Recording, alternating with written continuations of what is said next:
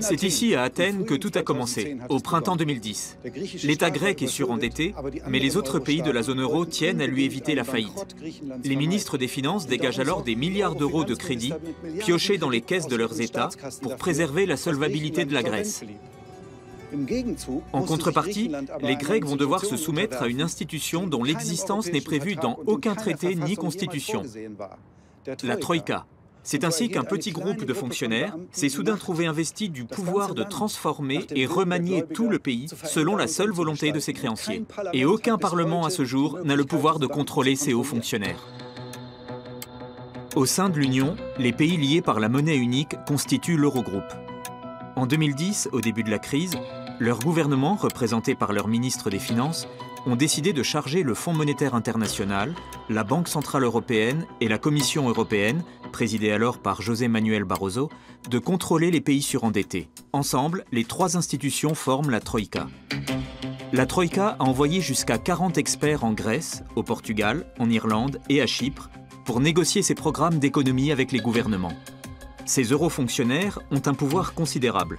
Ce sont eux qui dictent aux pays ce qu'ils doivent faire, car les crédits ne sont débloqués que s'ils remplissent les conditions du Memorandum of Understanding, le protocole d'accord. Nous sommes partis enquêter pendant un an sur les traces de la Troïka. Au Portugal, à Chypre, en Irlande, à Bruxelles, Londres et Berlin, aux États-Unis et en Grèce. L'objectif des plans de sauvetage était de sortir les pays en crise du surendettement et d'y relancer la croissance économique. Mais cela s'est soldé par un échec. Ces pays affichent tous une dette publique plus élevée que jamais. Leurs économies ont sombré plus encore dans la récession et les millions d'actifs qui ont perdu leur emploi sont aujourd'hui en situation de détresse. Hippocrate se retournerait dans sa tombe s'il voyait l'état de notre système de santé. Mon pays est endetté. Des gens ont pris et détourné de l'argent. Mais nous, on n'y est pour rien, nous. Si je n'ai pas trouvé de travail d'ici juin prochain, je n'aurai pas d'autre solution que d'émigrer. Dans 30-40 ans, il y aura 4 millions d'habitants de moins au Portugal. 40% de la population? Oui. 60-70% des gens que je connais sont partis. 60-70% de tes amis sont partis? Oui. Ils ont émigré en Australie ou au Canada pour trouver du travail. Il n'y en a pas ici.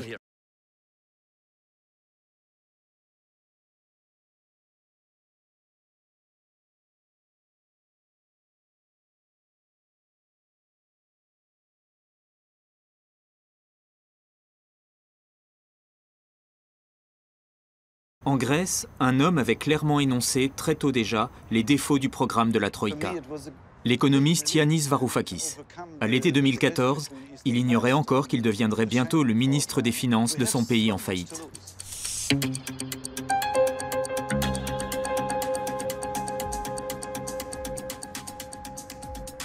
La Troïka visitait nos capitales, Dublin puis Lisbonne. Et à Athènes, elle s'y conduisait comme ce vieux radin d'Ebenezer Scrooge à l'hôpital des enfants. Elle avait insisté pour qu'on licencie les femmes de ménage du ministère des Finances, déjà payées au SMIC, pour réduire les dépenses publiques. Aujourd'hui, les dirigeants européens concernés, comme la chancelière allemande Angela Merkel et son ministre des Finances Wolfgang Schäuble, affirment que le déficit et la dette de la Grèce étaient tellement élevés qu'il n'y avait pas d'alternative à ces grosses coupes budgétaires.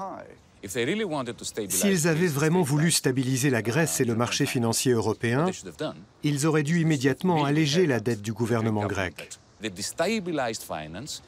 Au lieu de cela, ils ont déstabilisé le marché financier. Ils ont créé une dette permanente et irremboursable et monté une nation contre une autre.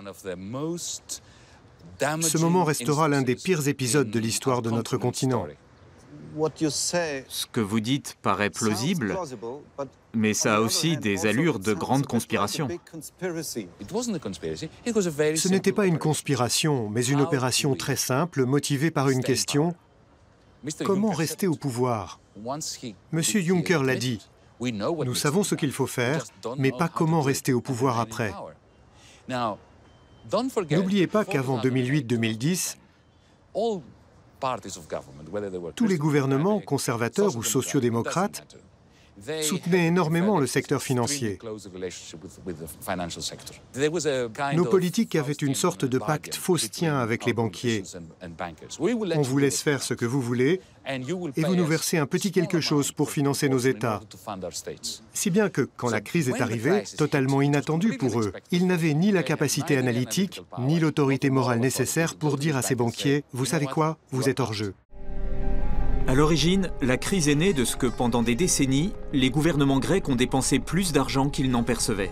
Malgré un taux d'endettement dangereusement élevé, la Grèce a profité, en entrant dans la zone euro, de taux d'intérêt en baisse. Ce qui a conduit certains politiques à créer des milliers d'emplois publics pour leurs amis et à lancer d'ambitieux projets comme les Jeux Olympiques de 2004. Le tout grâce à plus d'emprunts encore, accordés sans scrupule par des banques de toute l'Europe.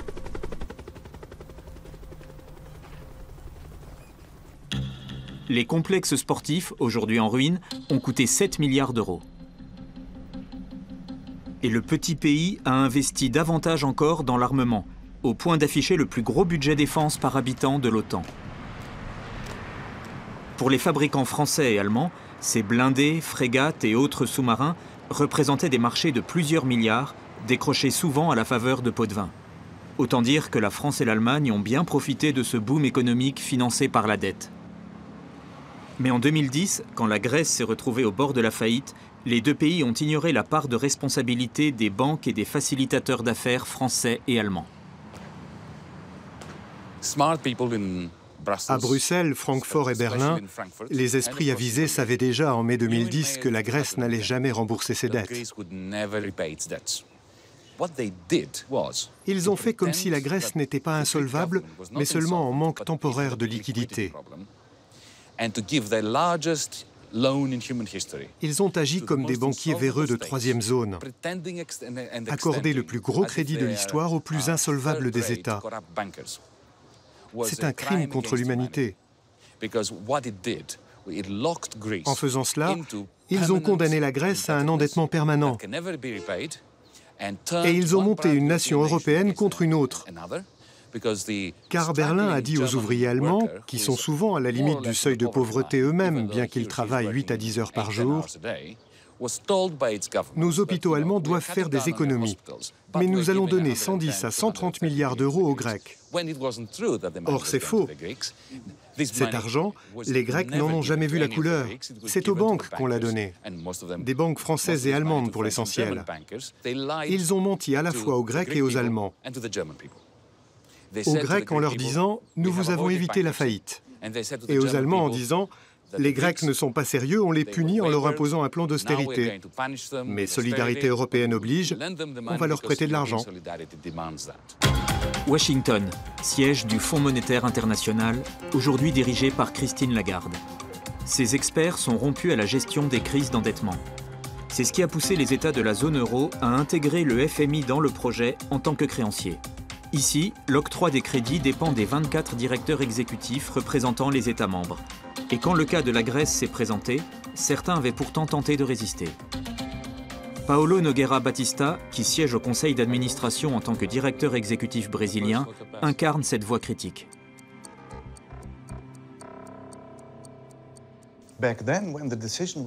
À l'époque, quand la décision a été prise, n'a-t-il pas été question de commencer par restructurer la dette publique de la Grèce?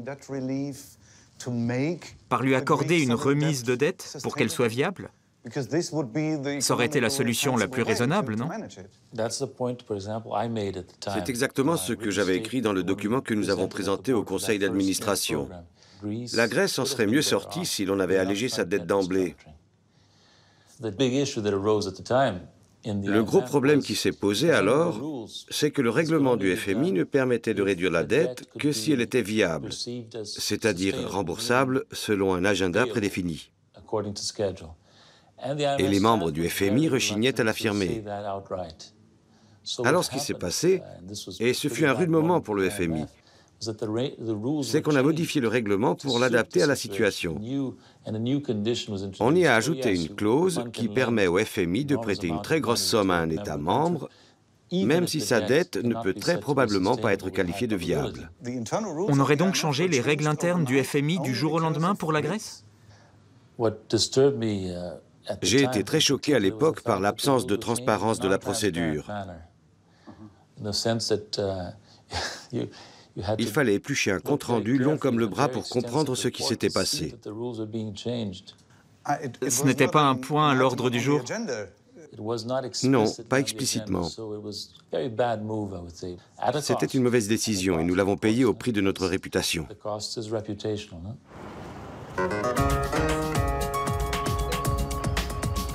Pourquoi les Européens ont-ils manigancé ce putsch secret au sein du FMI? L'ex-conseiller de José Manuel Barroso, à l'époque président de la Commission, a suivi cela de près.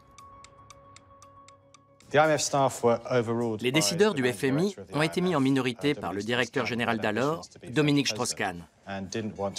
Comme il briguait la présidence en France, il ne voulait pas imposer de pertes aux banques françaises. De leur côté, les banques allemandes ont convaincu Angela Merkel qu'il serait dramatique qu'elle perde de l'argent. Alors, les gouvernements de la zone euro ont décidé de faire comme si la Grèce traversait seulement des difficultés temporaires. Et ils ont contourné un principe essentiel du traité de Maastricht, la clause de non-renflouement.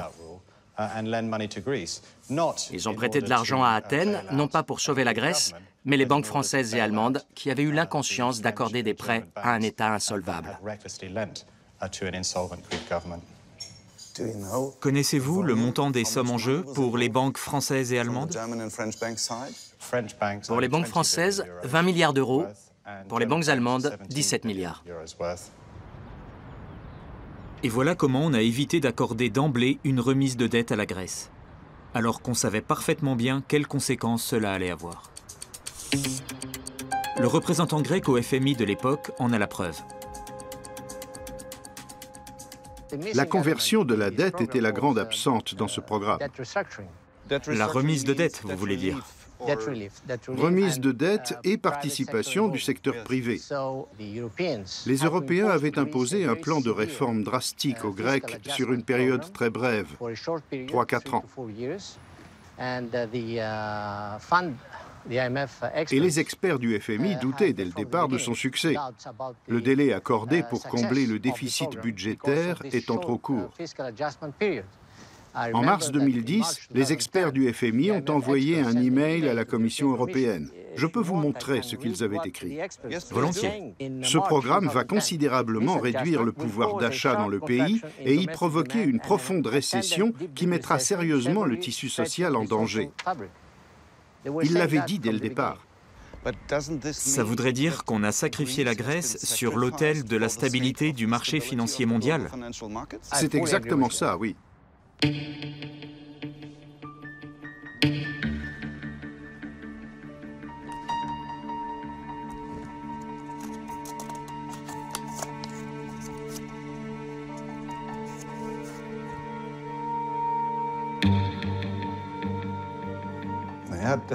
Ce courrier prouve qu'il savait que s'il n'accordait pas de remise de dette à la Grèce, elle devrait faire de telles coupes budgétaires que des millions de Grecs sombreraient dans une misère profonde. Et ils l'ont fait. En 4 ans, l'État grec a réduit ses dépenses d'un tiers. Rapporté à l'Allemagne, cela représenterait une économie de 390 milliards d'euros, l'équivalent d'un budget annuel de la République.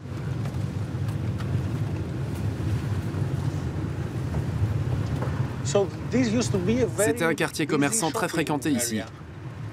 Et regardez, seul un magasin sur 2 est encore ouvert aujourd'hui.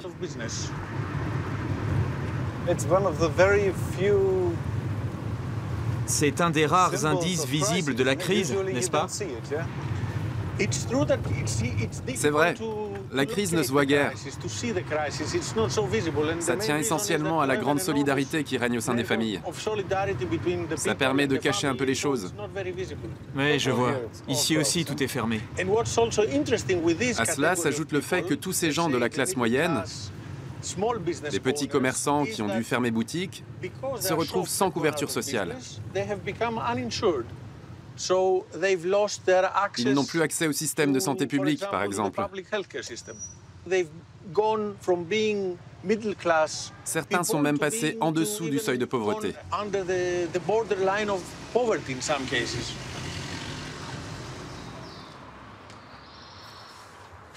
Κύριε Κώστα.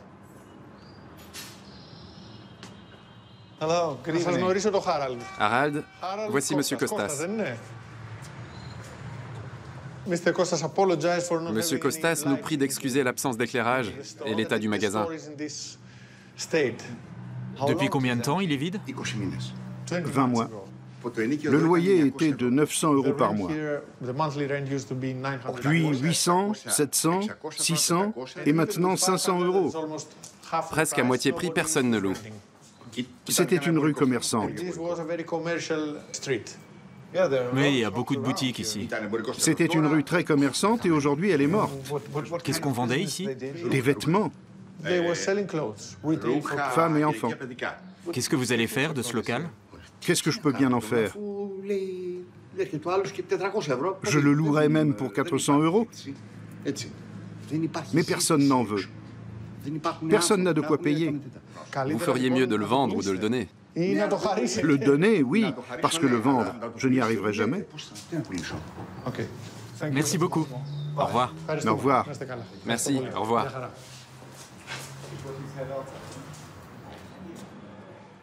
Avant la crise, avant que la politique d'austérité ne soit effective, on pouvait encore prétendre qu'elle avait un impact positif sur l'économie.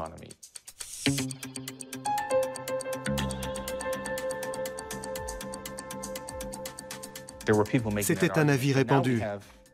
Mais aujourd'hui que nous en avons l'expérience, le constat s'impose.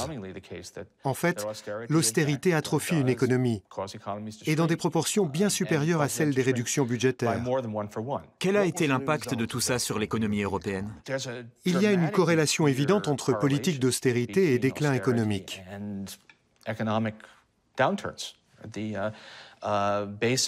À chaque euro gagné à la faveur d'une augmentation d'impôts, ou plus encore d'une réduction des dépenses budgétaires, le PIB chute d'1,30 € à 1,50 € en moyenne. C'est comme cela que ces économies se sont effondrées. Ils ont aggravé les choses alors? Tout à fait.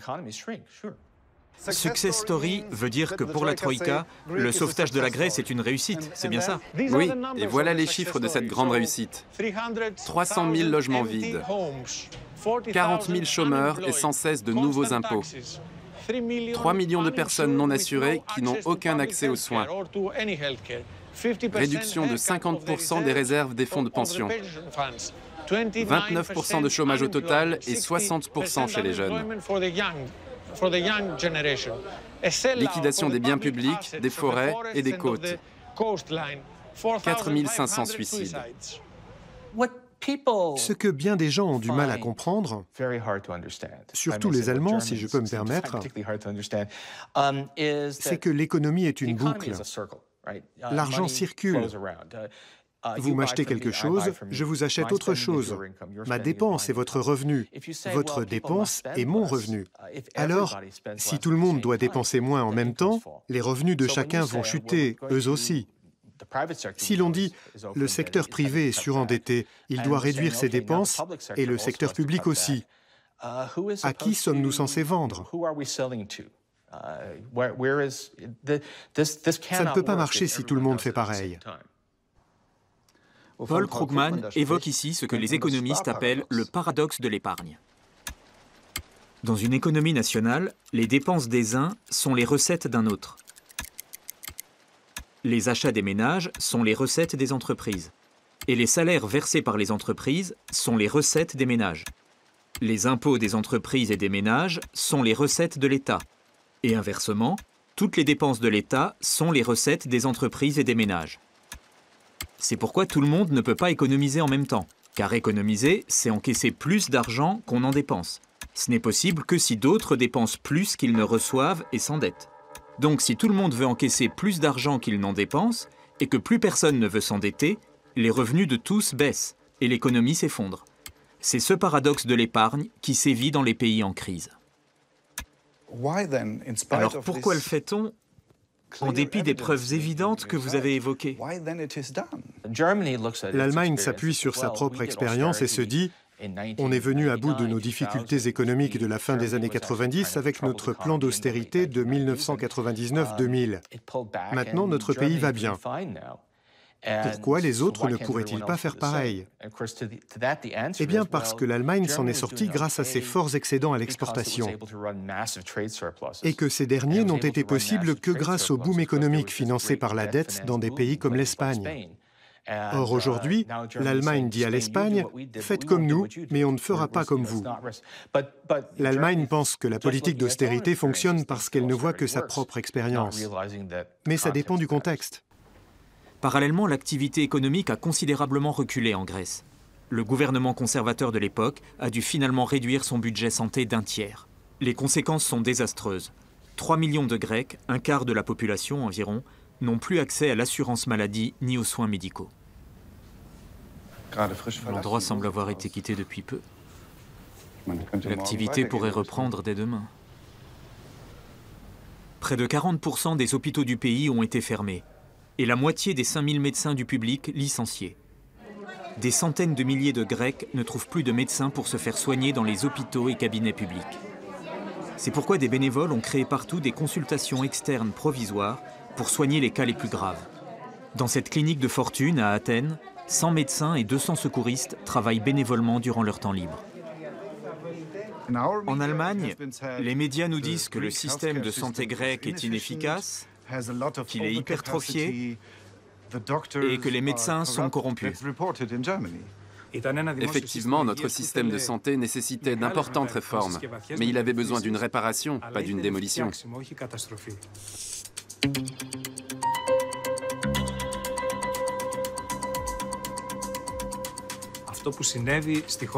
Or, on n'a absolument pas réparé les failles, qui ne manquaient pas pourtant. Bien au contraire. On a simplement fichu en l'air tout ce qu'il y avait de bien. Et aujourd'hui, dans mon pays, la Grèce, il n'existe plus de système de santé publique digne de ce nom. Avant, les malades atteints de sclérose en plaques touchaient une pension d'invalidité de 67%, mais elle est tombée à 35%. Cette diminution a pour conséquence que la majorité d'entre nous n'est plus assurée. On ne peut plus se payer de couverture sociale avec des revenus aussi faibles. On n'a même pas de quoi se loger et se nourrir. C'est ici, dans notre pays, qu'Hippocrate est né. Notre pays est celui qui a transmis la médecine au monde. Je suis sûr que si Hippocrate voyait ce qui se passe avec le système de santé, il se retournerait dans sa tombe. Aujourd'hui, des centaines de gens meurent dans tout le pays. Des centaines par mois, pas par an. Ils meurent et ce chiffre n'apparaît nulle part.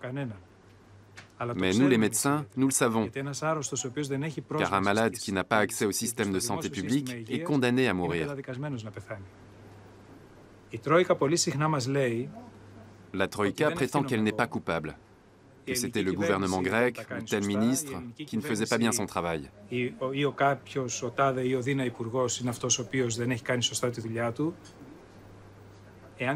quand on lit le mémorandum de prêt, de la première à la dernière ligne, on voit bien que tout, vraiment tout ce qui s'est produit dans notre système de santé y figurait déjà. Même les licenciements des médecins et des personnels soignants. C'était les conditions de la Troïka. Pourquoi a-t-elle imposé ces mesures? Parce que nous avons des problèmes économiques? Par incompétence? Par bêtise? Non, rien de tout cela. C'est leur idéologie. Celui qui a de l'argent peut vivre, celui qui n'en a pas peut mourir. De nombreuses aberrations dans la politique de la Troïka sont connues depuis des années, y compris au sein du Parlement européen.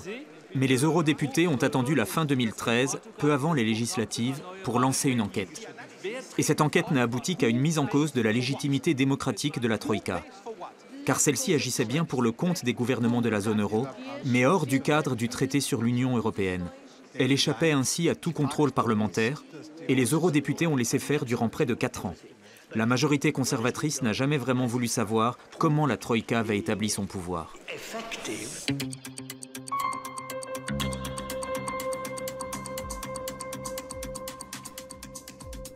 C'est un monstre que l'on a créé là. La Troïka et ses mécanismes sortent complètement du cadre des institutions de l'Union européenne. C'était juste un accord intergouvernemental, ce qui montre bien qu'il manque quelque chose dans l'architecture de la zone euro.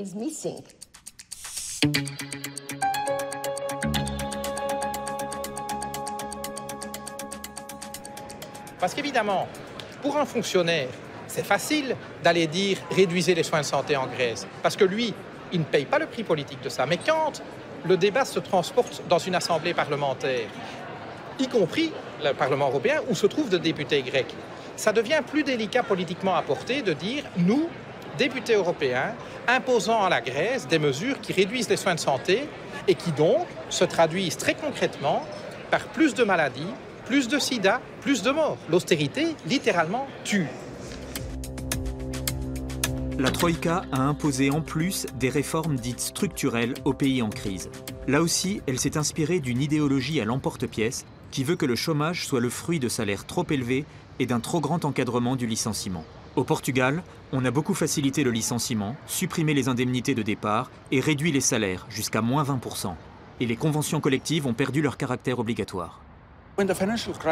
Au début de la crise financière, près de la moitié des salariés portugais relevaient d'une convention collective.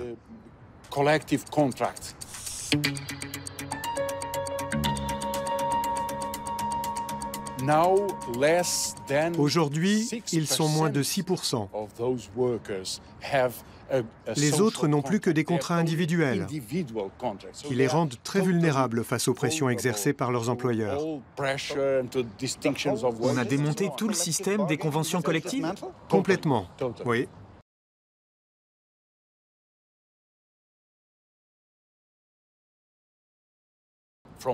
De la moitié à moins d'un vingtième. C'est un tout autre modèle social, une autre façon d'organiser la société. Absolument, oui, c'est le cas. En principe, le programme de la Troïka était censé relancer l'économie et ravir les employeurs. Mais a-t-il vraiment aidé les chefs d'entreprise ?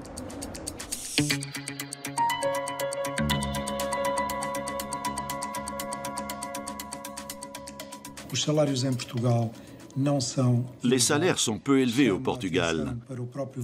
Le salaire minimum lui-même n'est que de 485 € par mois. Et le salaire moyen se situe autour de 1 000 €. Ne devrait-il pas se fier davantage à votre expérience d'entrepreneur sur le terrain qu'à leur analyse abstraite ? En effet, ils devraient prendre notre avis en considération. La politique des bas salaires correspondait à un modèle de développement qui est dépassé. Selon une enquête réalisée au sein de notre confédération d'entrepreneurs, la réforme du marché du travail n'est que la 7e des priorités. Nous l'avons clairement dit à la Troïka. Le Portugal a besoin de nouveaux modèles de développement reposant sur des produits à valeur ajoutée innovants et sur des salaires à la hauteur de ces innovations et de ces produits. Qu'est-ce que vous avez dit exactement aux représentants de la Troïka ? Nous leur avons exposé de façon répétée nos conclusions. Ils nous ont écoutés, certes, mais ils n'ont quasiment rien fait de ce que nous leur avions suggéré.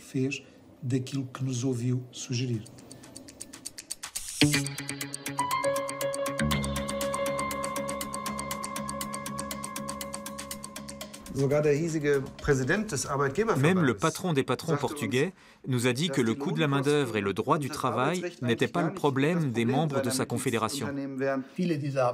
Nombre de ces réformes du marché de l'emploi ont été très utiles pour relever la compétitivité des entreprises. Mais le coût de la main-d'œuvre et le droit du travail ne font pas tout. Ces réformes du marché du travail auraient dû permettre à plus d'actifs de trouver un emploi. Mais c'est souvent le contraire qui se produit. Nous avons l'exemple d'un conducteur de bus qui travaille pour une grande entreprise de transport portugaise et dit gagner beaucoup moins qu'avant. Avant, comme chauffeur de bus, je pouvais toucher jusqu'à 1 300, 1 400 € chaque mois. C'était le salaire moyen d'un chauffeur en comptant les heures supplémentaires. Mais maintenant, on plafonne à 900 €. Votre patron est satisfait au moins? Est-ce que son entreprise est solide et prospère? Est-ce qu'il investit dans de nouveaux bus ou de nouvelles lignes?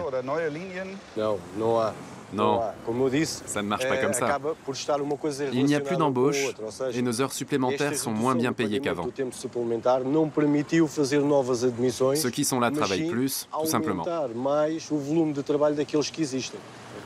Ce genre de réforme du marché de l'emploi, qui vise simplement le travailler plus pour gagner moins, n'a-t-il pas exactement l'effet inverse, c'est-à-dire que le taux d'emploi baisse au lieu de monter? C'est ce dont le secteur économique a besoin pour être compétitif. Mais il me semble avoir lu dans vos rapports, en particulier le dernier que j'ai là, que les salaires avaient chuté de 8% en moyenne et que ce n'était pas encore assez.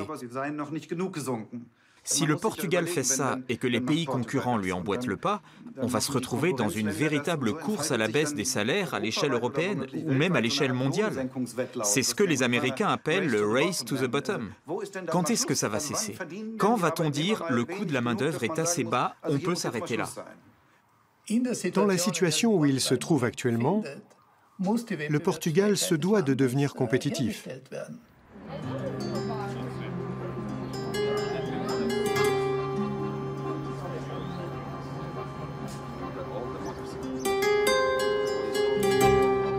Je travaillais dans une agence de voyage. Et elle a fermé?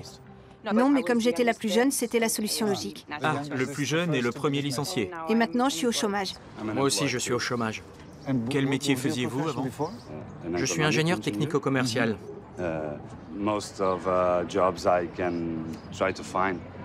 Dans la plupart des offres que je trouve, le salaire est encore plus bas que mon allocation chômage. C'est insupportable. Je ne peux pas me permettre d'avoir un enfant. Avec 550 € par mois, j'arrive à peine à me nourrir moi-même. Tout tourne autour de 400-500 € maximum. Ce qu'on vous propose, ce sont des emplois au salaire minimum? Encore moins le plus souvent. Quand vous lisez l'annonce et calculez le total, ça ne fait même pas le salaire minimum. C'est classique de se voir proposer un travail qualifié pour 500 €. Même avec un diplôme universitaire? Oui, bien sûr. Les familles ont toutes beaucoup investi dans ce qui semblait être le plus gros problème du Portugal, la qualification des ressources humaines. On a beaucoup investi dans les diplômes universitaires. On a fait de gros progrès. Et tout d'un coup, il n'y a plus de travail pour tous ces jeunes. Même s'ils sont hautement qualifiés? Eux en particulier, oui. Et comme on réduit les salaires sans investir, ils ne trouvent pas de travail au Portugal et ils émigrent. C'est une vraie fuite des cerveaux. En faisant cela, on élimine les conditions nécessaires à une croissance future. D'ici un an ou deux, 10% de la main-d'œuvre, la plus qualifiée surtout, aura quitté le pays. C'est une tragédie démographique. L'Institut national des statistiques estime que si ça continue encore quelques années, nous retomberons à 6 millions d'habitants. Au lieu de 10 millions actuellement? De 10 à 6 millions, oui. C'était notre population moyenne au XIXe siècle.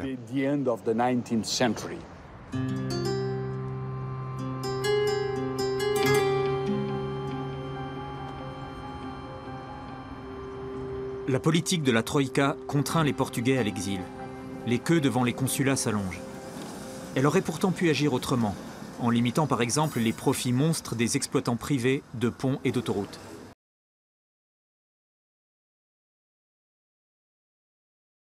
Mais à ce niveau, selon l'ancien juge à la Cour des comptes Carlos Moreno, rien de conséquent n'a été fait. Et quand ses confrères de la Cour constitutionnelle portugaise ont déclaré les coupes budgétaires anticonstitutionnelles, la Commission européenne les a traités d'activistes politiques, nous rappelle la juriste et députée portugaise Isabel Moreira. Même en Irlande, l'élève modèle de la Troïka, seuls les petites gens paient le prix de la crise. Alors que les géants comme Apple et Google avaient empoché 31 milliards d'euros de bénéfices non déclarés au fisc rien qu'en 2011,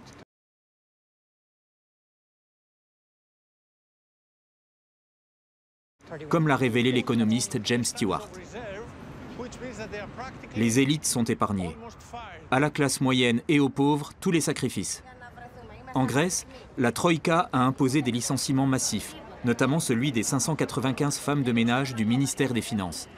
Ces dernières ont manifesté des mois durant et installé un campement au pied du bâtiment. Une persévérance qui a stimulé les contestataires et alimenté la campagne. Le nouveau ministre des Finances leur a déjà rouvert les portes du ministère, car leur licenciement, loin de constituer une économie, enrichissait les agences d'intérim privées. Et parallèlement, le salaire minimum avait considérablement baissé, sous la pression de la Troïka.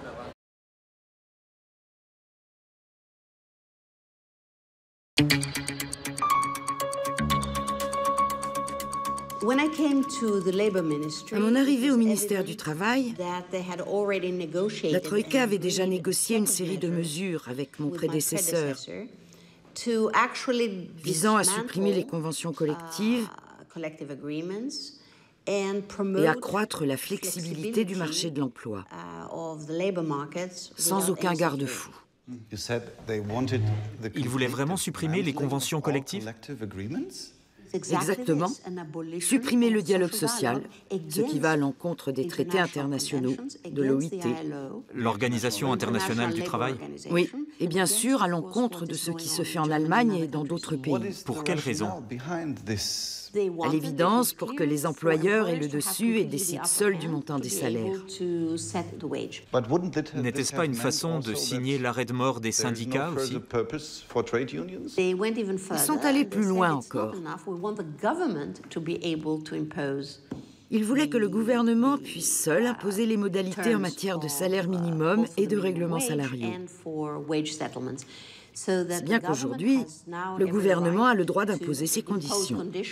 Mais c'est une nouvelle forme d'économie planifiée. Voilà pourquoi le dialogue social était mort en Grèce.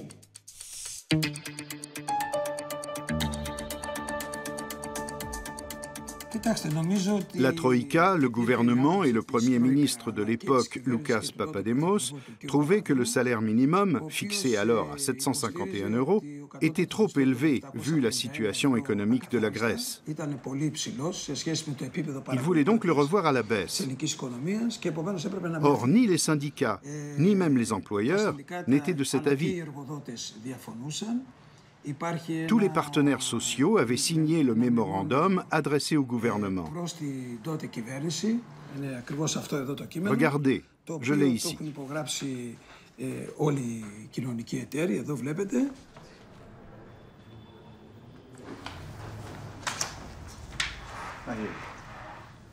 Athènes, février 2012, au Premier ministre Loukas Papadémos. On l'avait envoyé à tous les dirigeants de partis aussi, pour les appeler à refuser la baisse du revenu minimum de 751 à 586 €. Mais ça n'a pas été pris en compte. Le montant du salaire minimum a quand même été réduit, mais par décret gouvernemental, sans passer par le Parlement. Il n'y a pas eu de vote au Parlement. Non, il craignait que les députés ne l'acceptent pas.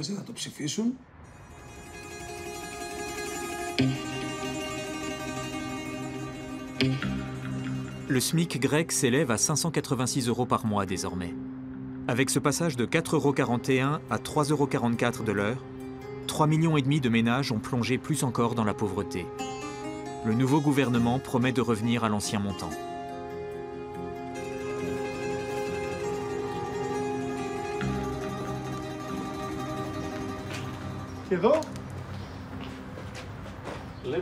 Le salon, la télé, parfait.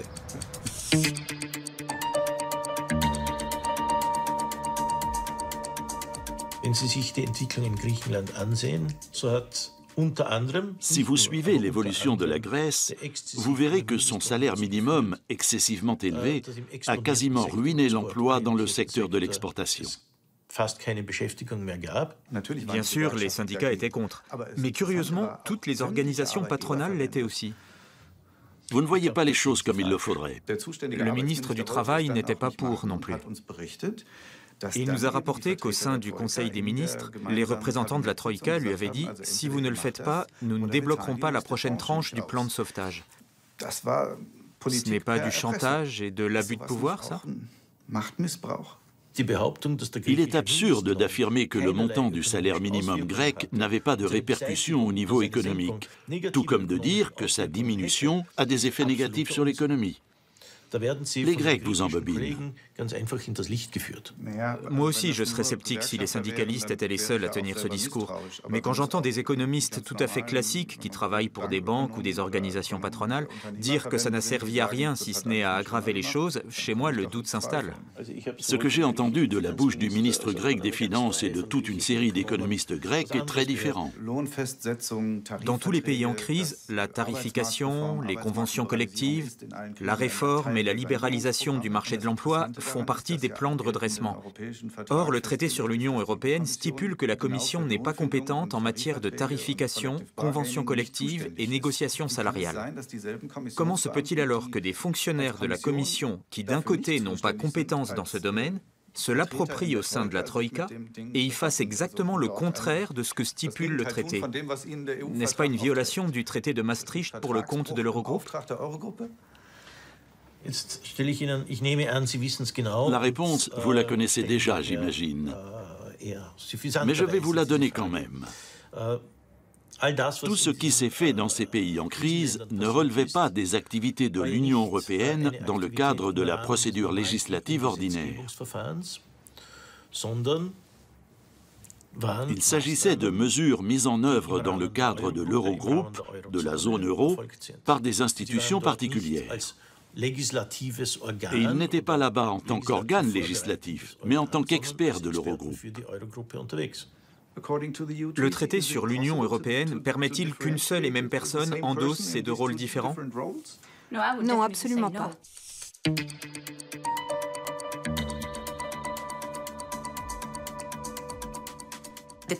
La Commission européenne est la gardienne du traité.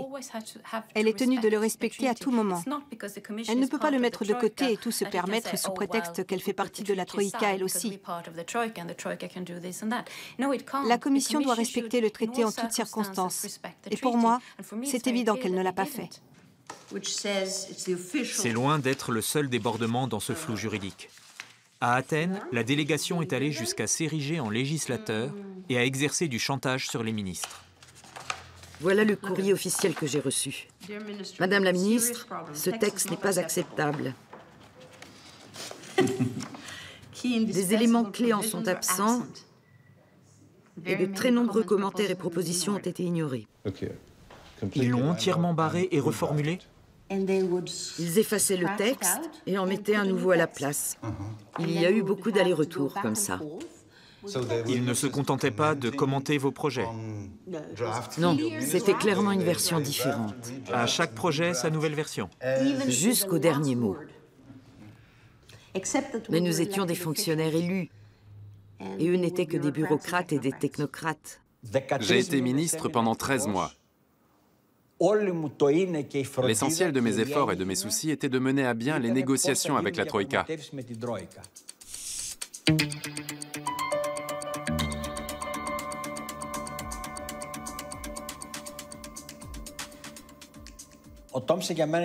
Paul Thompson a été un négociateur hors pair.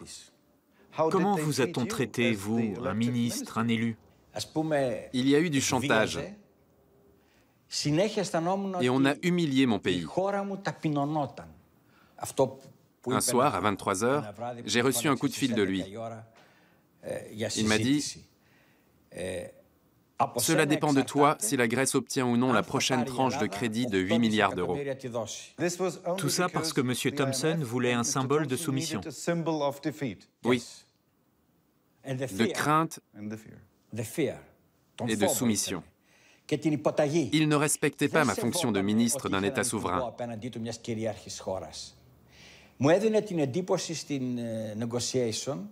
Pendant les négociations, j'ai eu l'impression qu'il me considérait comme le représentant d'un pays non seulement endetté, mais aussi corrompu. Un pays de fainéants et d'incapables. Je crois qu'il a pris tout cela sur un plan personnel. Il avait soif de vengeance. Il voulait nous humilier, montrer qu'il avait raison. Ce que l'ancien ministre décrit là est stupéfiant. La façon dont ce genre de négociation se déroule, dont le chantage s'exerce, dont l'humiliation fait partie intégrante de la procédure. Honnêtement, je n'imaginais pas que c'était à ce point. Et surtout que tout ce qui importait, c'était de servir les intérêts personnels de l'autre. Dans ce cas précis, le négociateur du FMI avait des résultats à fournir à ses supérieurs, donc ne pouvait absolument pas tenir compte du bien fondé ou de l'ineptie de ces mesures pour l'administration publique grecque. Il s'en fichait royalement. Tout ce qui lui importait, c'était d'arriver à imposer ceci et cela. Le pire qui puisse arriver à un pays, c'est de tomber sous la coupe de bureaucrates internationaux qui croient savoir mieux que lui ce dont il a besoin. En Grèce, par exemple, l'ampleur de l'intervention reste stupéfiante. Le programme de la Troïka est si détaillé que l'on dirait un programme de gouvernement complet. N'est-il pas très risqué, en général, de confier un tel pouvoir à des fonctionnaires non élus qui ne sont redevables devant aucun Parlement? Ils peuvent faire ce qu'ils veulent. En effet, je pense que c'est un problème majeur pour l'Europe, ces fonctionnaires non élus qui décident de tout à Bruxelles. Les technocrates apatrides, comme les appelait De Gaulle. Cette bureaucratie internationale existe aussi à Washington, bien sûr. Et j'en fais partie moi-même. Je suis tellement loin des problèmes. Je ne suis jamais allé en Grèce et je n'ai jamais observé la réalité sur place. J'aimerais vraiment pouvoir y aller. Dès que l'occasion se présentera, j'irai. On ne peut pas vraiment sentir les problèmes d'un pays dans un environnement protégé comme Washington ou Bruxelles. Et il est dangereux pour un pays que des décisions cruciales pour l'avenir de ses citoyens reposent entre les mains de gens qui ne connaissent pas la situation. Quand il s'agissait de favoriser les élites, la Troïka a fermé les yeux. En octobre 2010, la Française Christine Lagarde, alors ministre des Finances, transmet une liste à son homologue grec. Elle comprend plus de 2000 noms de Grecs détenant un compte auprès de la succursale suisse du groupe HSBC. À elle seule, la banque abrite plus de 2 milliards d'euros mis à l'abri du fisc par des Grecs fortunés. Mais à Athènes, le ministre ainsi que les fonctionnaires de la Troïka vont taire l'existence de cette liste pour éviter l'ouverture d'enquêtes. En 2012, une personne bien informée transmet la liste à un journaliste pour qu'il la publie. Depuis, elle circule sous le nom de Liste Lagarde, et Christine Lagarde, elle, est aujourd'hui directrice générale du FMI. La liste Lagarde est arrivée en Grèce en septembre 2010.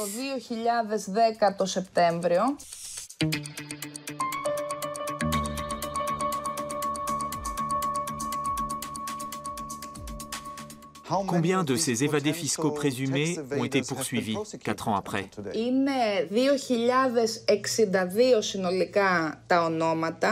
La liste contient 2062 noms. En janvier 2014, le chef de l'autorité chargé d'enquêter, un proche du Premier ministre Antonis Samaras, a déclaré que des contrôles avaient été menés pour 6 personnes. C'est incroyable, mais facilement explicable. Car sur cette liste, il y a des politiques, des parents de politiques et une série de gens impliqués dans ce que nous qualifions aujourd'hui en Grèce de système de collusion frauduleuse. L'un des objectifs premiers du plan de réforme de la Troïka pour la Grèce n'était-il pas de stopper l'évasion fiscale des riches?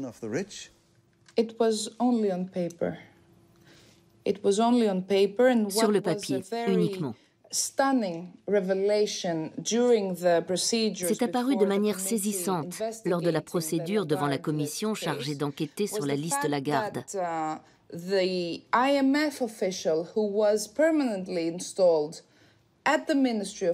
Il s'est avéré que le représentant du FMI, détaché auprès du ministère grec des Finances, avait dissuadé les fonctionnaires du fisc d'étudier de près ces cas et cette liste.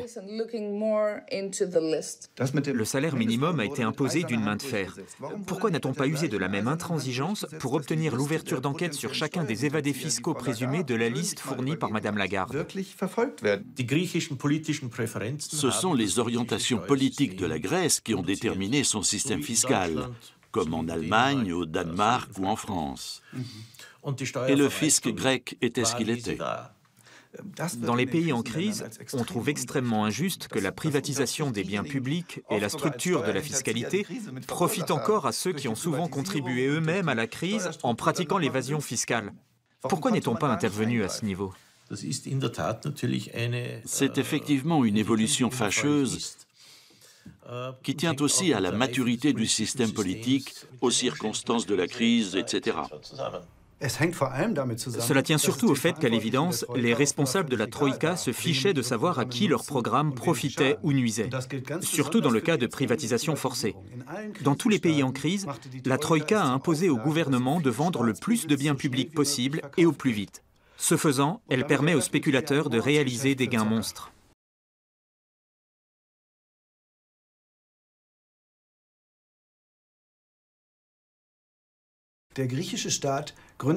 L'État grec a même créé le TAIPED pour vendre et valoriser ce qu'il possède, des bâtiments officiels aux îles, en passant par le réseau électrique. Ce fonds privé bazarde tout à la manière d'eBay, et le Parlement n'a même pas son mot à dire. Tout ce que l'État possède encore et dont il peut tirer quelque chose se trouve ici. Des plages, des bâtiments publics, des régions touristiques entières. Et bien sûr, les escroqueries vont bon train, surtout quand il y a des milliards en jeu.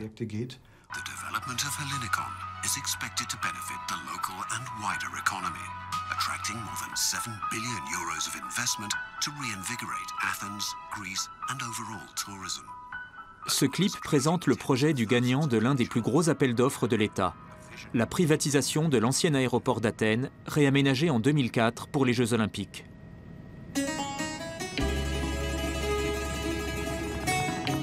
Le site fait 3 fois la taille de la principauté de Monaco. 4 km de côte et de plage. Un terrain à bâtir très convoité, près du centre d'Athènes. Mais le TAIPED a piloté l'opération de manière à ce qu'il ne reste qu'un candidat, la société Lambda, propriété du milliardaire grec Spiro Latsis. Et cette dernière a décroché le terrain, officiellement estimé à 1,24 milliard d'euros, pour moins de la moitié de ce prix. Le pays est en train de se faire piller par un petit groupe de gens. Il n'y avait personne d'autre pour enchérir sur cette offre. Une procédure de privatisation sans enchérisseur? Dans un tel cas, normalement, on interrompt le processus et on repousse la vente de 2 ans. C'est vrai, mais pas dans la Grèce de la Troïka. Quel intérêt les autres pays de la zone euro ont-ils à soutenir ce pillage de la Grèce? Il s'agit de servir les intérêts des grands groupes. La crise est une bonne occasion de s'emparer des richesses de notre pays.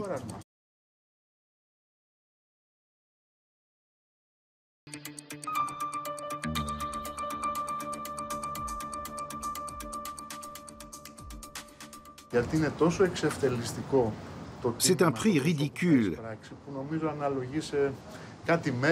qui suffira tout juste à rembourser quelques mois de la dette. Ça n'a aucun sens. C'est l'ex-ministre des Finances Giannis Tournaras qui a orchestré tout cela. De nombreux Grecs que nous avons rencontrés considèrent qu'on est en train de brader leur pays à des investisseurs étrangers. L'immense site d'Ellinikon, par exemple, qui fait 3 fois la principauté de Monaco. J'ai l'impression que vous vous trompez dans vos calculs. Vous oubliez que les investisseurs vont aussi investir ici. Mais vous le faites en dépit de l'opposition de la population concernée.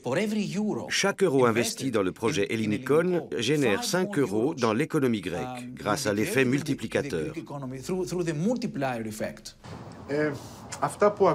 On parle de plus de 50 000 emplois, mais ça ne repose sur rien. C'est une histoire à dormir debout. Le contrat lui-même a-t-il été rendu public? Nous ignorons tout de son contenu. Plusieurs députés ont exigé la publication des faits à de nombreuses reprises, afin que le peuple grec soit en mesure de juger sur pièce. Mais le TAIPED, le fonds chargé de conduire les privatisations, est une société privée. Et en tant que tel, il n'est pas tenu de divulguer ces informations. À qui profite la vente du site d'Ellinikon exactement? Qui sont ces investisseurs?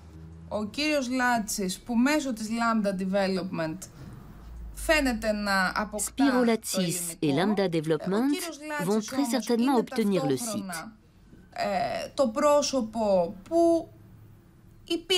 Spiro Latsis est l'homme à qui appartenait l'Eurobank. Et par ailleurs, il est très lié au groupe EFG, lui-même associé au plus gros dépôt inexpliqué placé sur un compte suisse. L'affaire n'a pas été élucidée, mais son nom figure sur la liste Lagarde. Et pourquoi la Troïka n'est-elle pas intervenue? Elle aurait pu le faire, non?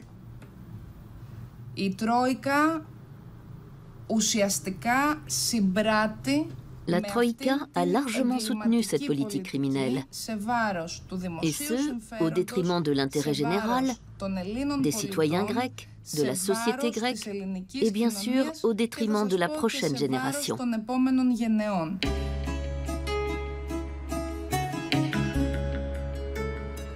Ellinikon n'est pas un cas isolé. Dans tous les pays européens en crise, les citoyens perdent des milliards dans la liquidation de biens publics qui leur appartiennent de droit. Tout y passe, même l'eau, alors que la France et l'Allemagne ont suspendu sa privatisation chez elles. Et les groupes censés racheter les compagnies grecques sont ceux que l'on a écartés depuis longtemps ailleurs. Pour Maria Kanelopoulou, qui se bat contre la gestion de l'eau par le secteur privé, il rafle tout ce qu'il reste de l'argenterie grecque. Le réseau portugais, modernisé très récemment, s'apprête à tomber entre les mains des mêmes groupes. Et d'après José Gonçalves, responsable d'un service municipal de distribution d'eau, ils n'auront pratiquement pas à investir pendant 10-15 ans. Par contre, ils toucheront aussitôt de gros bénéfices. On s'est mis à vendre des biens publics pour pouvoir survivre.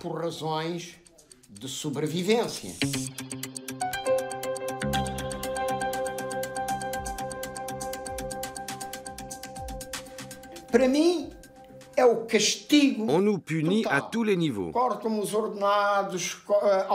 Les salaires dégringolent, les impôts grimpent, l'enseignement public se dégrade, le système de santé est en difficulté. Les assurances sociales nous couvrent moins qu'avant, le taux de chômage est énorme et ainsi de suite. Alors que les entreprises en bonne santé, on les vend sans nous dire comment, sans nous donner de détails, à des sociétés qui possèdent déjà quasiment le monde entier.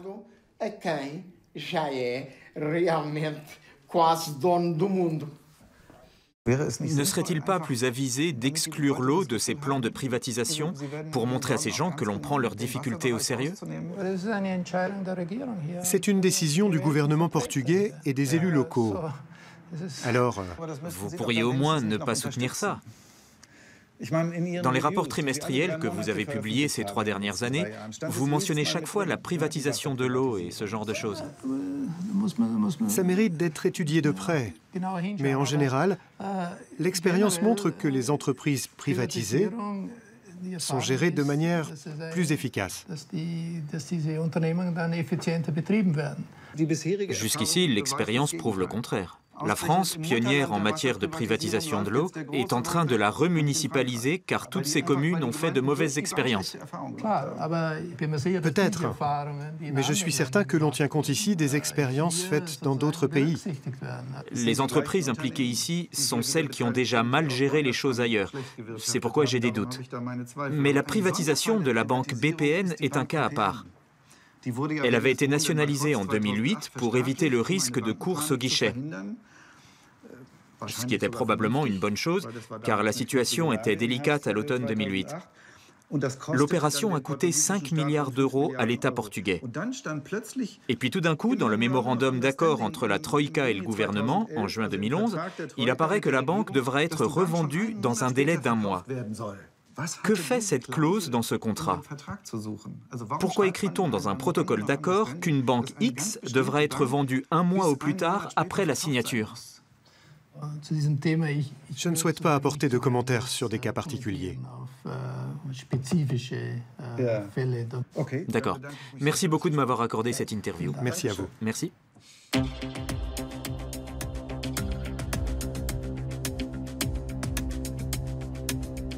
Cette vente précipitée de la BPN, plus ou moins imposée par la Troïka, ne s'est manifestement pas faite dans le respect des règles. La banque se retrouve dans l'escarcelle du groupe financier angolais BIC. Et ce n'est sûrement pas un hasard si le directeur de la branche portugaise est Diogo Freitas do Amaral, ex-ministre issu du parti au pouvoir à Lisbonne. Mais personne ne veut me fournir de détails. Le représentant du FMI n'est pas le seul à se taire. Nous n'avons essuyé que des refus de la part du fonctionnaire concerné à la Commission européenne et du gouvernement portugais. Nous avons interrogé le ministre des Finances, le ministre du Travail, le ministre d'État, tous ont nié en bloc. Le Parlement a tout de même créé une commission d'enquête et João Semedo, membre de l'opposition, a mis des détails étonnants en lumière.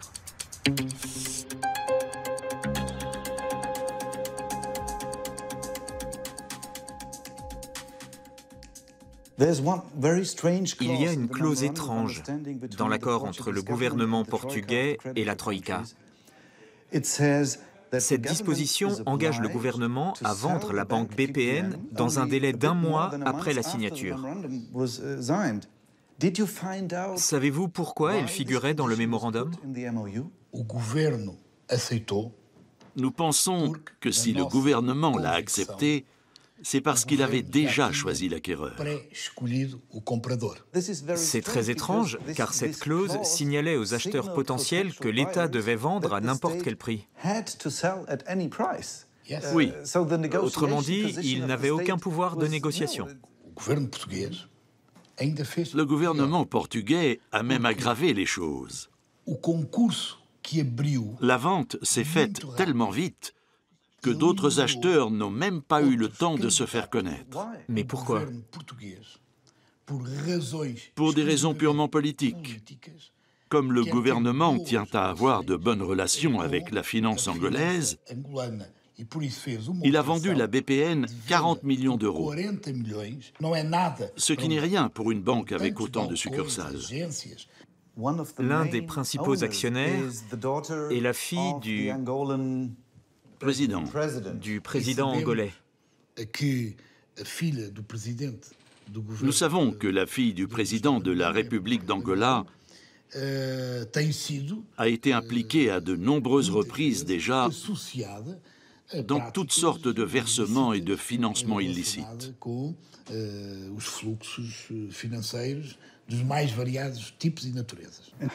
Combien d'argent le gouvernement a-t-il perdu dans cette transaction? Au moins 5 000 millions d'euros. 5 milliards d'euros? 5 milliards d'euros. Pourquoi la Troïka a-t-elle soutenu ce gaspillage absurde?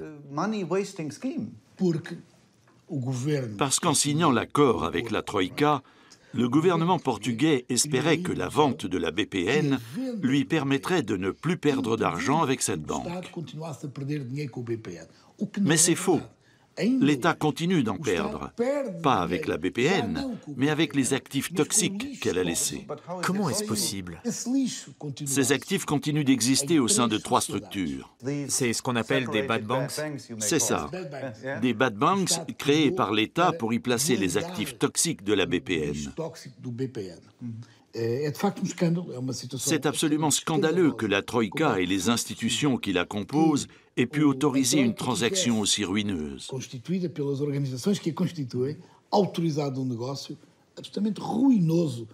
Autrement dit, les institutions de la Troïka contribueraient à camoufler des relations suspectes, voire corrompues? La Troïka affirmera toujours que seul l'État portugais en est responsable. Jamais elle ne reconnaîtra sa responsabilité, alors que c'est elle qui a orchestré la vente de la banque. C'est d'autant plus stupéfiant qu'il s'est produit quasiment la même chose en Grèce au même moment. Là aussi, la Troïka a forcé le gouvernement à risquer des milliards d'euros de pertes en lui faisant vendre les banques nationalisées. Après l'échec du premier plan de sauvetage grec, les gouvernements des autres États de la zone euro ont dû se rendre à l'évidence. Sans remise de dette, l'État grec courait droit à la faillite. Si bien qu'en 2012, l'Eurogroupe a contraint les créanciers privés de l'État grec, c'est-à-dire les banques et investisseurs, à le soulager de 108 milliards d'euros. Mais comme on avait attendu 2 ans pour le faire, les banques grecques ont été les plus touchées par cet allègement de la dette. La plupart des autres, allemandes et françaises surtout, avaient déjà tiré leur épingle du jeu. Si bien que les Grecs ont dû s'endetter de 50 milliards d'euros supplémentaires pour sauver leur banque du naufrage. Dès lors, les 4 grandes banques grecques étaient nationalisées de fait. Mais la Troïka a forcé la Grèce à les reprivatiser au plus vite et à n'importe quel prix. Ce qui est déjà fait en partie, avec des conséquences absurdes. Des fonds d'investissement américains ont acheté des actions de banques grecques à prix sacrifiés et ils font d'énormes profits. La société de John Paulson, par exemple, grand patron américain de hedge funds, a annoncé près de 6% de bénéfices au premier trimestre 2014, rien qu'avec des titres grecs. Combien d'argent l'État va-t-il récupérer lors de la revente des banques à des investisseurs privés? Juste une partie, les 2 tiers environ. 2 tiers? C'est une assez bonne estimation du désastre devant lequel nous nous trouvons. La Troïka a fermé les yeux sur le processus de recapitalisation des banques grecques, soit par complicité, soit par bêtise. Mais comme les représentants de la Troïka à Athènes sont des gens instruits, très malins, je penche plutôt pour la complicité. Quand je vois ce que l'État grec a payé pour une action de l'Eurobank et ce que les fonds d'investissement américains ont versé pour le même titre, je me dis c'est pas possible. On ne peut quand même pas renoncer comme ça à plusieurs milliards alors que chaque euro est vital. Vous faites erreur si vous pensez que l'on a délibérément offert quelques milliards à je ne sais qui. C'est tout simplement qu'une quantité phénoménale d'argent s'est perdue dans la fusion du système bancaire grec. Ça ne fait aucun doute. J'ai abordé la question avec Theodoros Pantalakis, qui a lui-même dirigé l'une des banques nationalisées. Je lui ai demandé pourquoi les Grecs n'avaient pas pu procéder comme les Américains et conserver ces banques jusqu'à ce qu'elles redeviennent rentables et puissent être revendues avec un bénéfice. Il m'a répondu que cela aurait certainement été faisable, mais que le gouvernement grec avait cédé aux exigences de ses créanciers qui voulaient qu'ils revendent les banques au plus vite.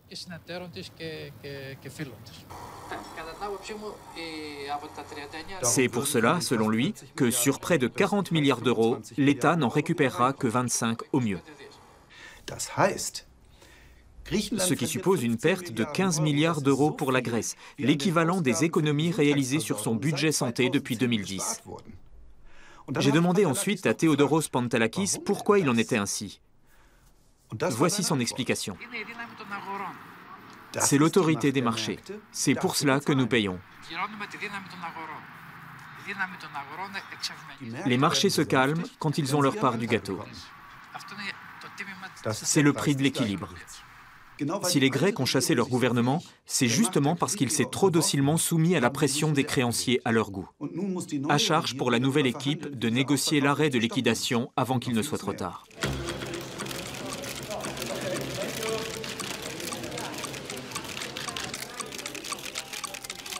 Monsieur Varoufakis, vous avez dit que vous ne pouviez pas poursuivre le programme en cours, qu'il en fallait un autre.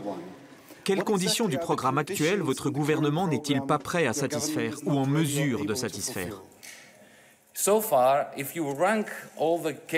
l'on classe les nombreuses affaires de corruption et de pillage des deniers publics de la plus grave à la plus insignifiante, on s'aperçoit que le programme de réforme actuel ne s'attaque qu'aux petits problèmes et délaisse complètement les gros.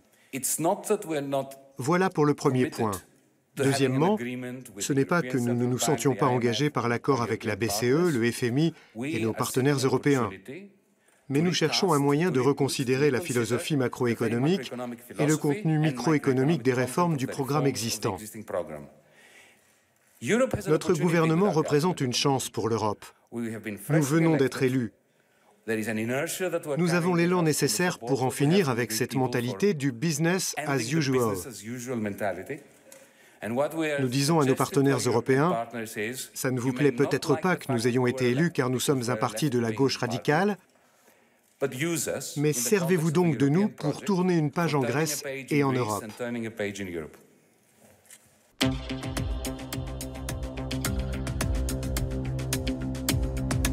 Chypre est le dernier pays de la zone euro à avoir eu besoin de crédits d'urgence début 2013 suite aux spéculations malheureuses de ses banques. Mais dans ce cas, l'Europe a voulu frapper fort pour l'exemple.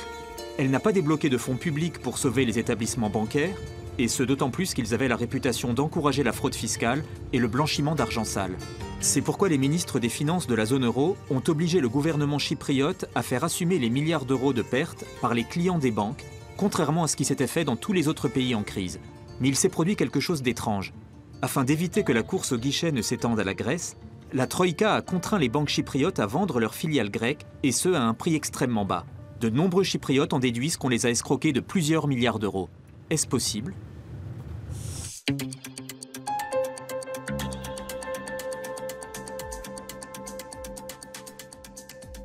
En mars 2013, quand Chypre a eu besoin de crédits d'urgence, la Troïka a soumis leur obtention à la vente des filiales grecques des banques chypriotes. Quelle a été la conséquence pour les Chypriotes ? Les deux grandes banques de Chypre se sont aussitôt retrouvées insolvables, car nous avons quasiment donné ces succursales à la Grèce. Elles valaient 4 milliards d'euros. Mais la décision s'est prise au niveau européen et nous a obligés à ne les vendre que 500 millions. Cette décision nous a fait perdre 3,5 milliards d'euros. Et à l'inverse, la Banque du Pirée, qui a hérité de ces succursales, y a gagné 3,5 milliards d'euros. On a imputé ces pertes aux déposants chypriotes, alors que ça n'a pas eu de conséquences pour les déposants grecs. Qui a pris cette décision exactement ? L'Eurogroupe, la Troïka, en Grèce et à Chypre, avec les banques centrales. Et ils l'ont fait délibérément ? Cela s'est fait intentionnellement, oui, parce que quelqu'un, au niveau politique, a décidé que Chypre était moins importante que la Grèce. Vous voulez dire que l'Eurogroupe a décidé sciemment de déposséder les Chypriotes pour transférer leur fortune du côté grec ? Ils ont pris l'argent des investisseurs chypriotes et l'ont donné à une banque grecque. C'est exactement cela. Pour moi, c'est l'un des plus gros scandales de l'histoire de la zone euro. Cette transaction a rapporté des milliards à certains. Mais le Parlement et le gouvernement chypriote ont donné leur accord, eux aussi. Oui, mais nous avions le pistolet sur la tempe. On nous a forcés à accepter, car nous étions en faillite.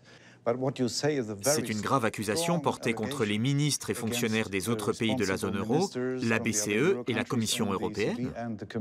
Je vais même être plus clair encore. Chypre a été victime d'un pillage éhonté à l'échelle de l'État.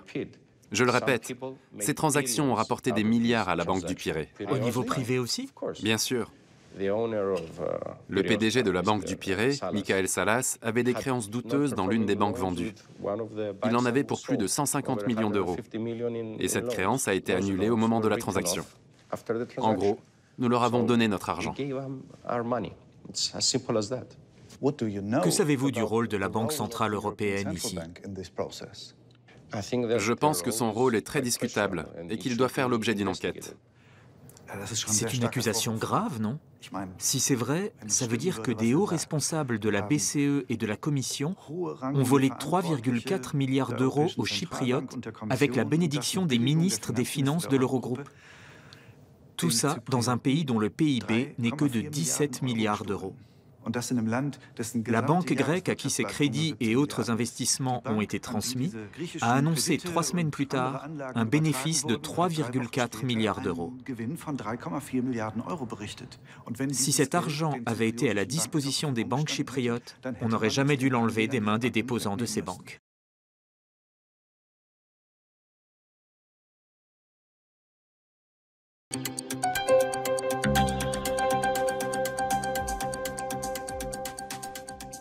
Vous avez déposé une plainte devant la Cour de justice à Luxembourg. À Luxembourg, oui. Quelle est l'ampleur de la somme perdue par les clients que vous représentez? Plus de 100 millions d'euros au total. Et cette centaine de clients que vous avez, ce sont des entreprises ou simplement des gens fortunés? Des gens ordinaires, je dirais. Des entreprises aussi, bien sûr, mais surtout des gens ordinaires. Des retraités, par exemple, qui avaient placé une partie de leur retraite à la banque. Que reprochent-ils aux institutions européennes? Ils leur reprochent d'avoir agi au mépris du droit européen. Car l'Eurogroupe, la Banque centrale européenne, la Commission et le Conseil en particulier n'ont pas respecté la Charte des droits fondamentaux de l'Union européenne. Et bien sûr, ils ont agi au mépris du principe d'égalité et de non-discrimination. Quel rôle la BCE a-t-elle joué dans tout ça? M.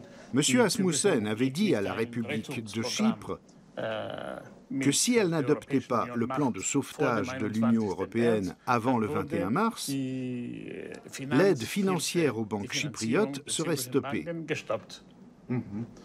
Comment la Banque centrale peut-elle adresser une remarque d'ordre politique à un membre de l'Union européenne? Vous pensez que la BCE a enfreint le droit européen par l'intermédiaire de son directeur allemand Jörg Asmussen? Elle a agi illégalement.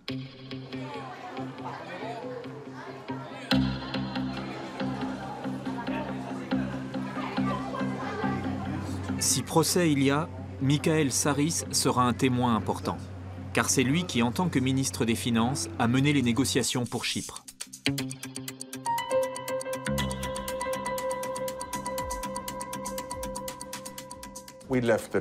Nous avons quitté les négociations en disant que c'était inacceptable.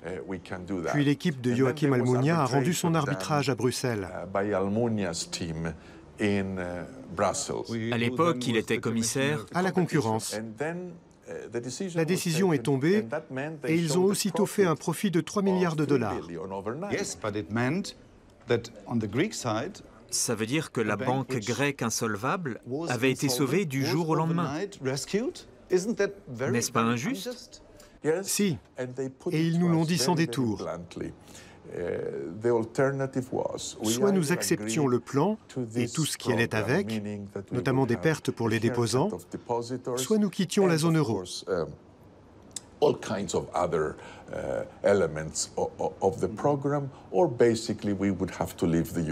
Et ça aurait été une catastrophe monumentale pour notre économie. Alors on n'avait pas le choix. C'était marche ou crève.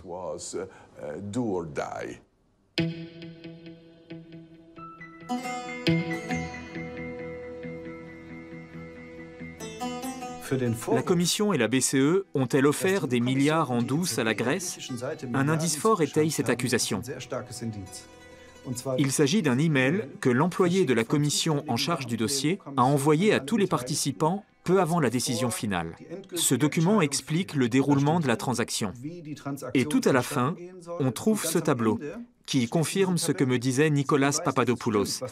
Pour la vente des filiales grecques des banques chypriotes, les fonctionnaires de la Commission ont délibérément fixé un prix beaucoup trop bas, que les Chypriotes furent obligés d'accepter. Et un mois plus tard, la Banque du Pirée, heureux acquéreur des succursales des banques chypriotes, affichait un accroissement de capital de 3,4 milliards d'euros. La Troïka semble bien avoir fait cause commune avec une banque grecque.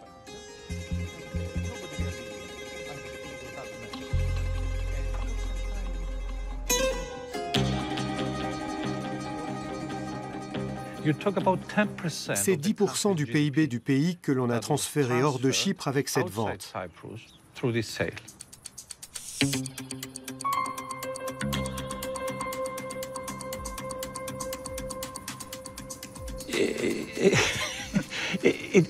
Ça ne sent pas bon. Les Chypriotes veulent des explications.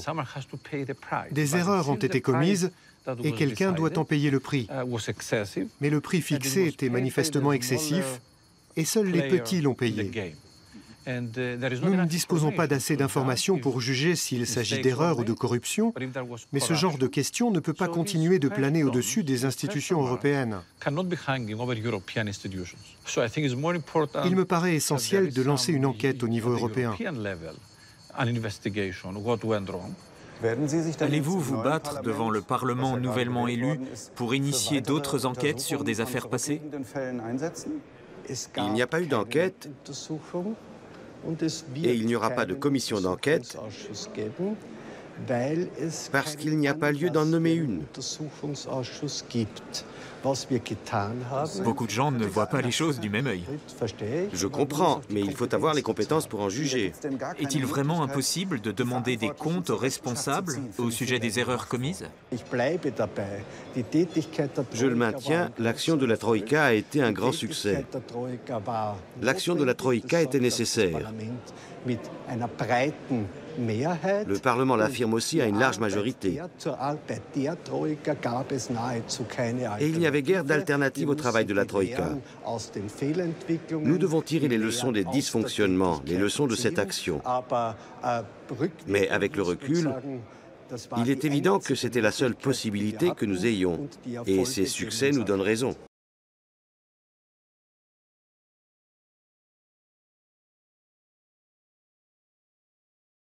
Avec une telle politique, l'Europe, jadis synonyme d'espoir, d'avenir meilleur, apparaît désormais comme une menace pour beaucoup. De nombreuses études psychologiques et sociologiques montrent que les personnes qui ont des convictions profondes ne changent pas d'avis, même face à l'évidence. Et même que plus elles en savent, plus elles résistent. Ce n'est pas très surprenant, mais très éclairant. Les gens ont leurs propres valeurs, et vous pourrez faire tous les calculs que vous voulez pour leur démontrer qu'elles sont absurdes, vous n'obtiendrez que leur colère. Ils ne changeront pas d'avis.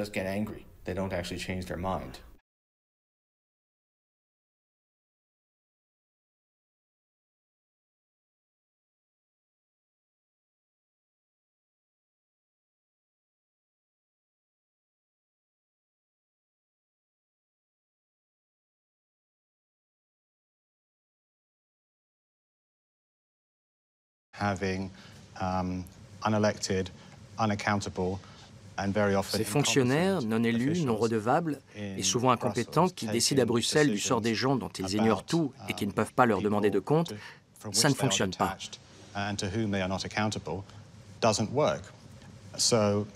Ainsi, quand Angela Merkel prend des décisions politiques aux conséquences terribles pour le peuple grec ou portugais, elle n'a de compte à rendre qu'à ses électeurs allemands.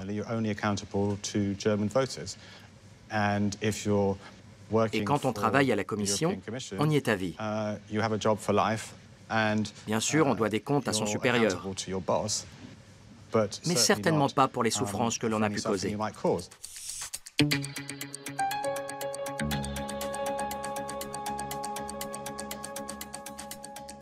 Comment se fait-il que ces gens aient un tel pouvoir? Pourquoi le confier à des fonctionnaires qui ne risquent rien dans ce jeu? C'est extraordinaire en effet qu'avec une conception du monde aussi étroite, ils aient réussi à prendre le contrôle des institutions et à avoir une telle influence sur la vie de millions de gens dans toute la zone euro. Ces partis pris idéologiques sont très difficiles à expliquer. Comment ont-ils pu prendre le pouvoir sur toute la Commission? Probablement parce qu'ils ont commencé à travailler quand la pensée néoclassique, néolibérale, était dominante. L'idée que les dettes publiques sont une mauvaise chose, que moins il y a d'États, mieux c'est. Pour eux, les décisions du secteur privé sont toujours bonnes, celles du secteur public toujours mauvaises. Cette idéologie prévalait à leur entrée en fonction. Mais c'était il y a 20 ans. Oui, c'était il y a 20 ans, et ils en sont toujours là. Ils n'ont rien appris. Ne diffusez surtout pas ça. Une puissance incontrôlée qui n'a de compte à rendre ni au Parlement ni à l'opinion publique. Voilà ce qui fait de la Troïka cette puissance incontrôlable. Combien de temps cela va-t-il encore durer? Les responsables du FMI, de la BCE et de la Commission européenne n'ont voulu répondre à aucune de nos questions.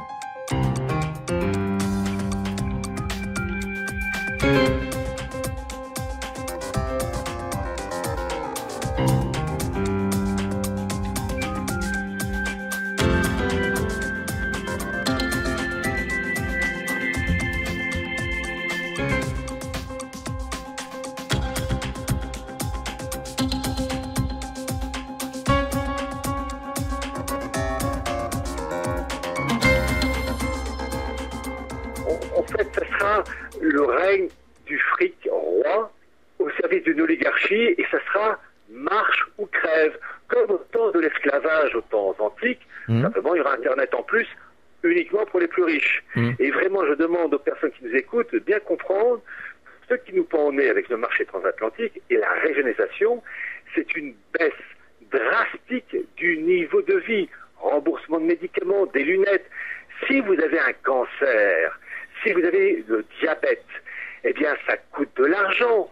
C'est pas intéressant pour le multinational. Vous savez, les Grecs commencent même, et ils connaissent le sujet. Pourquoi la mortalité en Grèce augmente? Parce qu'ils peuvent plus se soigner, et que pour l'oligarchie mondialiste, on peut se débarrasser de gens qui nous coûtent cher, qui ne servent à rien. C'est vraiment une question de marche ou crève. Et malheureusement, les Français, dans leur immense majorité, n'ont pas compris la chape de plomb destructrice, inhumaine, qui va s'abattre et nous étrangler de plus en plus. Il y a une ignorance qui fait que les gens croient qu'on peut faire ceci, on peut faire cela, et ils ne se rendent pas compte qu'il y a en face des personnes ou des groupes, des instituts, des clubs qui sont ultra puissants, qui ont d'immenses moyens financiers et qui vont imposer leur vue aux dépens de personnes qui croient, avec leur simple bulletin de citoyens, imposer leur vue.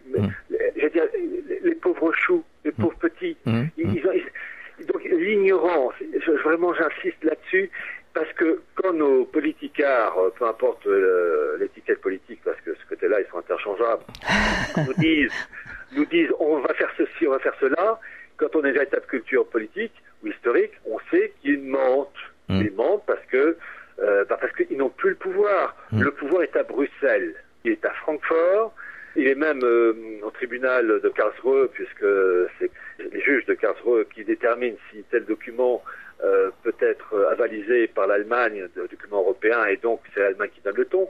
Parce que dans cette histoire, en fait, il y a un couple germano-anglo-saxon. Enfin bref, tout ça pour dire qu'il y a une ignorance crasse qui fait que les gens se font rouler dans la farine. Les pauvres malheureux qui ont voté en 2012 pour François Hollande, pour le changement, mais c'est à pleurer de naïveté. Ils se sont fait rouler dans la farine et ils n'ont toujours pas compris pourquoi. Parce que ce sont des ignorants. Et quand tout d'un coup on leur dit, vous savez, il y a un marché transatlantique de 800 millions de consommateurs qui va se mettre en place et que les multinationales vont avoir le dernier mot, ils vous regardent, quoi, comment, non, c'est pas possible. Et que, vous savez, le remboursement de médicaments pour vos enfants, un jour vous allez avoir du mal à les rembourser les médicaments parce que ces multinationales vont vous tirer le kiki. Elles vont tomber de nu, ces personnes. Et c'est triste à dire, mais pour que, ça je l'ai souvent dit, on m'a dit quelquefois dans des conférences, mais selon vous, quel est l'élément qui va finalement réveiller les gens? Et là, dans cette affaire, je ne vais pas vous sortir le document Tartampion, la référence de tel bouquin. Non. L'élément qui fera vraiment que les gens sortiront de leur torpeur, il tient en une expression très courte, c'est quand le frigo sera vide. Ah oui, tout à fait. Voilà. Quand le frigo sera vide, on ouvre quoi ce soir? Bobonne dira à son mari ou à son petit ami, il n'y a plus rien.